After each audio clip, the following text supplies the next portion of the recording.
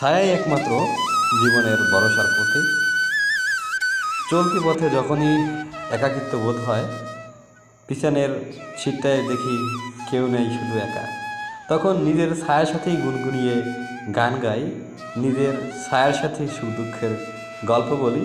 নিজের ছায়াকেই আমার কাছে সবথেকে আপনজন মনে হয়। একাকিত্ব মানুষের জীবনে সৌন্দর্য যোগ করে। এটি সূর্যের আলোর মতো কিছু সময় পুড়িয়ে রাতের বাতাসকে অন্যরকম সৌন্দর্য করে তোলে।